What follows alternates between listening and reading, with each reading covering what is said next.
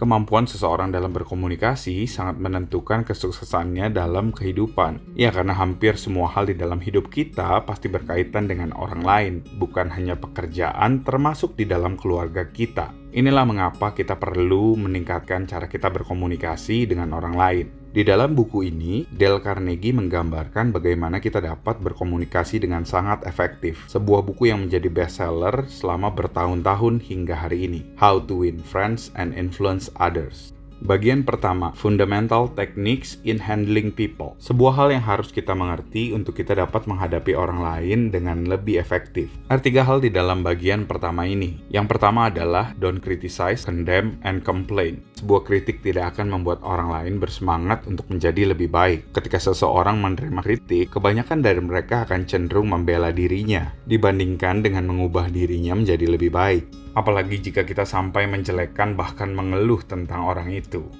Yang kedua adalah give honest and sincere appreciation. Penghargaan yang tulus dan jujur akan membuat seseorang merasa dihargai. Ketika seseorang merasa dihargai, dia akan merasa dirinya penting. Rasa penting dan dihargai adalah sebuah kebutuhan dasar manusia. Ketika kita mampu membuat orang lain merasa penting dan dihargai, mereka dengan senang hati akan memberikan usaha terbaik mereka.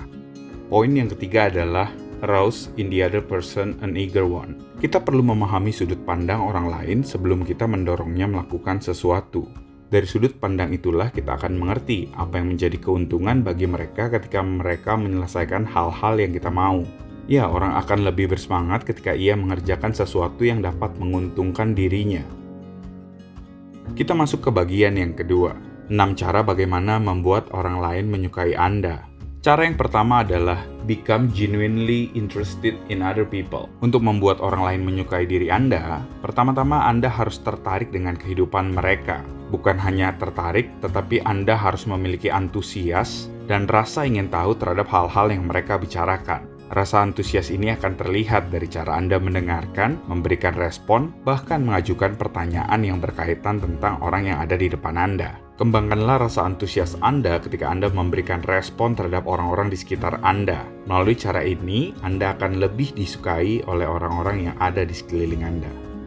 Cara yang kedua, smile atau tersenyum. Ya, senyum itu adalah hal yang sangat penting yang sering kali dilupakan oleh orang-orang yang dicap sebagai orang tidak menyenangkan. Anda tidak akan mengorbankan effort yang besar ketika Anda memberikan senyum terhadap orang-orang di sekitar Anda. Sebuah senyum dapat diartikan sebagai saya menyukai Anda membuat saya merasa bahagia dan senang berjumpa dengan Anda. Ya, hanya melalui sebuah senyum, pesan-pesan positif ini dapat diterima langsung oleh orang-orang yang ada di sekitar Anda.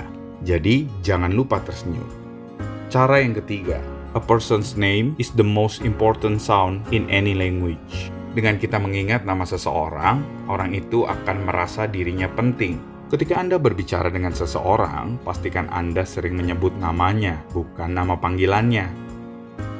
Cara yang keempat adalah be a good listener. Ya, ketika kita bisa menjadi pendengar yang baik, orang akan termotivasi untuk berbicara lebih banyak. Ketika seseorang berbicara lebih banyak dengan Anda, ini menandakan bahwa mereka nyaman dengan kehadiran Anda. Perasaan nyaman inilah yang menjadi tolak ukur apakah orang lain menyukai kita. Untuk dapat menjadi pendengar yang baik, bukan hanya cara kita merespon yang penting, tapi bagaimana cara kita membuat orang lain terus berbicara tentang dirinya sendiri sangat menentukan.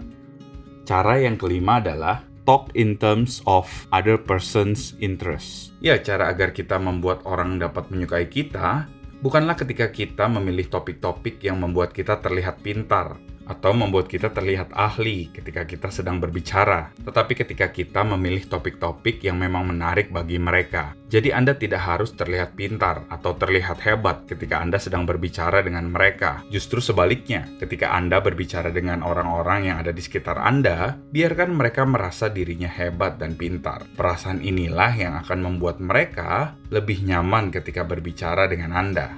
Cara yang keenam, make the other person feel important. Bagaimana kita dapat membuat orang lain merasa penting, dapat dimulai ketika kita dapat menemukan apa yang menjadi kelebihan dari orang tersebut. Dan ketika kita telah berhasil menemukan kelebihan dari orang ini, kita dapat mengutarakannya dengan tulus. Hal inilah yang membuat ia akan merasa penting dan dihargai oleh kita. Karena di luar sana banyak sekali orang yang berfokus terhadap apa yang menjadi kekurangan orang lain dibandingkan apa yang menjadi kelebihannya. Untuk kita dapat disukai, kita harus mengganti kacamata kita menjadi kacamata yang dapat menemukan hal-hal baik di dalam seseorang.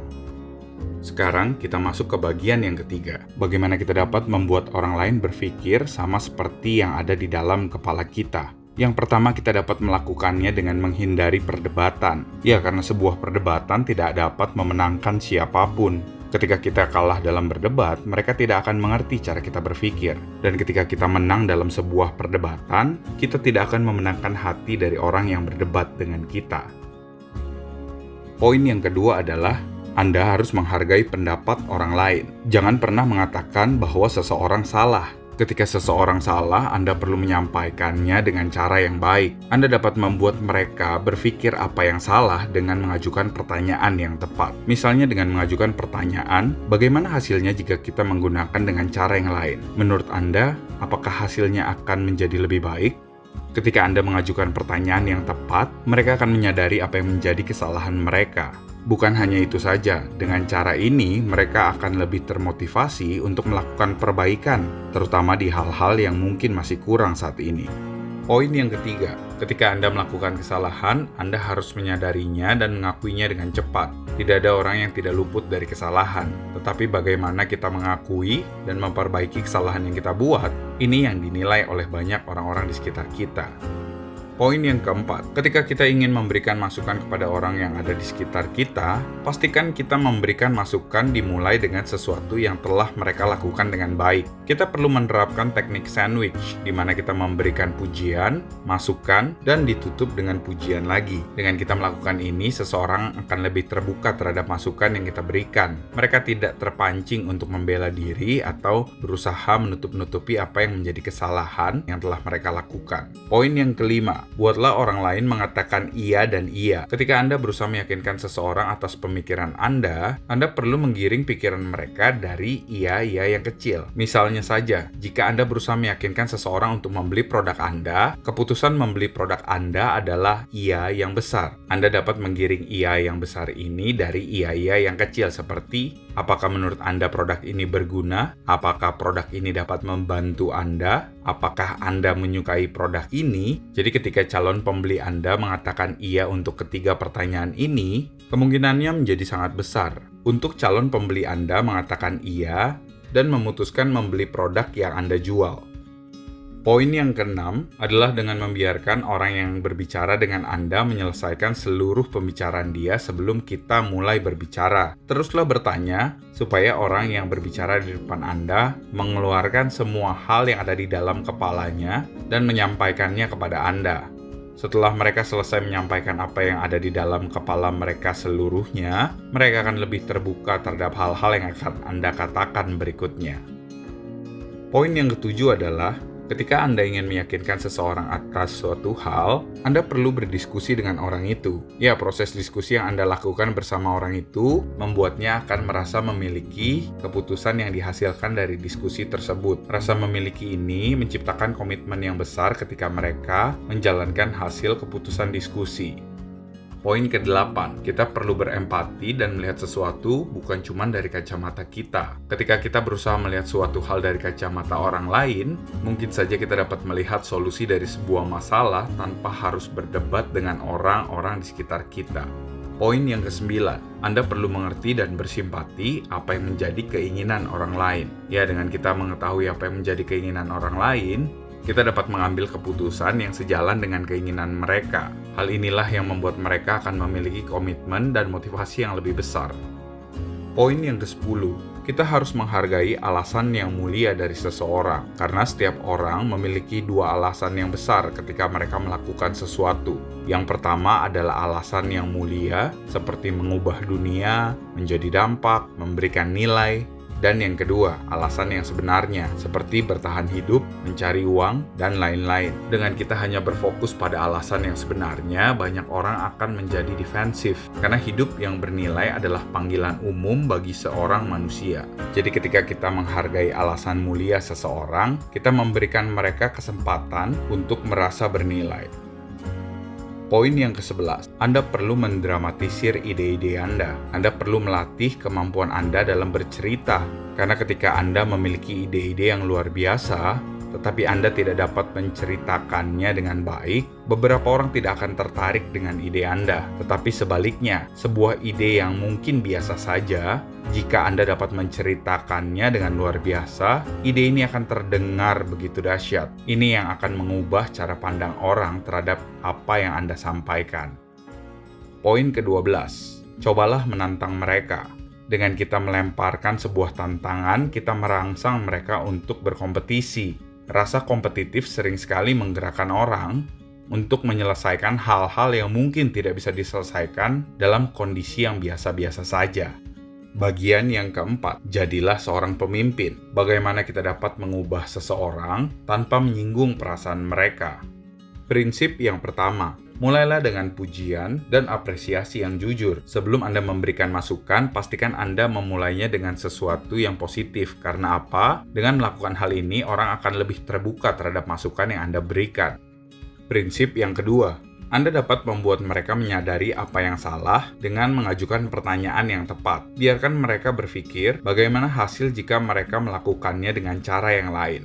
Prinsip yang ketiga, ceritakan kepada mereka kesalahan yang pernah Anda lakukan. Hal ini akan membuat mereka lebih terbuka terhadap masukan yang Anda berikan. Prinsip yang keempat, Anda perlu mengajukan pertanyaan dibandingkan memberikan perintah. Sebuah pertanyaan akan membuat orang yang menerimanya merasa memiliki pilihan, sementara perintah hanya bersifat satu arah. Prinsip yang kelima, biarkan orang lain menyelamatkan mukanya sendiri. Ketika orang melakukan kesalahan, pastikan Anda menegur mereka dan memberikan mereka masukan, tidak di depan umum. Karena ketika Anda melakukannya di depan umum, rasa malu yang timbul akan membuat mereka menjadi tidak produktif. Prinsip yang keenam, berikan pujian terhadap perkembangan sekecil apapun. Ketika kita terbiasa melakukan hal ini, kita akan meningkatkan motivasi orang-orang yang ada di dalam tim kita. Motivasi inilah yang akan terus meningkatkan performa kerja mereka. Prinsip yang ketujuh, berikanlah reputasi yang baik terhadap orang-orang yang kita pimpin. Ya, ketika kita memberikan reputasi yang baik terhadap orang yang ada di dalam tim kita, mereka akan dengan sendirinya mempertahankan reputasi itu agar tidak hilang. Jika Anda berkata kepada salah satu tim desain Anda bahwa dialah desainer terbaik di tahun ini, ketika ia mengerjakan proyek-proyek ke depannya, dia akan tetap mempertahankan standar kerjanya agar reputasinya sebagai desainer terbaik di tahun ini tidak luntur. Prinsip yang kedelapan, gunakan pujian untuk membuat sesuatu yang salah menjadi mudah untuk diperbaiki. Sebuah pujian akan membuat rasa percaya diri seseorang meningkat. Dengan rasa percaya diri yang cukup, seseorang dapat memperbaiki kesalahan-kesalahan yang telah terjadi sebelumnya. Prinsip yang kesembilan, buatlah orang lain merasa senang melakukan hal-hal yang Anda minta. Ya, Anda dapat memberikan insentif, bonus, reward, dan lain-lain. Ini akan membuat mereka merasa dihargai atas semua yang mereka kerjakan. Dan inilah yang akan membuat sebuah kerjasama berlangsung panjang. Dan ini menjadi poin terakhir dari video kita kali ini. Ini salah satu buku yang saya rekomendasikan untuk Anda baca sampai selesai. Buku ini dapat meningkatkan kemampuan komunikasi Anda secara luar biasa. Terima kasih telah menyaksikan video ini hingga selesai. Saya harap video ini bisa menjadi berkat bagi Anda dan bisnis Anda ke depannya. Jika Anda merasa video ini bermanfaat, jangan lupa klik tombol subscribe dan nyalakan notifikasinya. Dan Anda juga boleh membagikan video ini kepada teman-teman Anda, supaya video ini bisa jadi berkat buat mereka juga. Sampai jumpa di video berikutnya.